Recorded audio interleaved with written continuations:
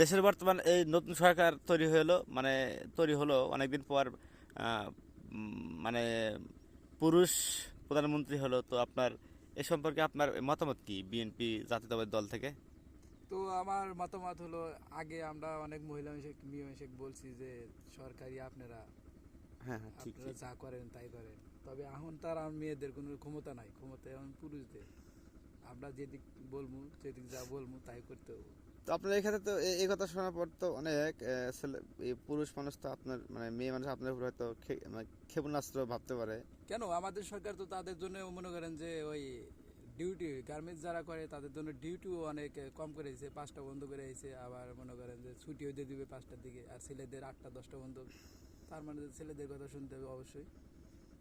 হুম। তো ধন্যবাদ আর শুভকামনা এই বিএনপি সরকার জন্য নাকি? হ্যাঁ। তো আমার লাইভে প্রথম দেখতেছি মনে করেন যে বিএনপি সরকার তা পুরুষ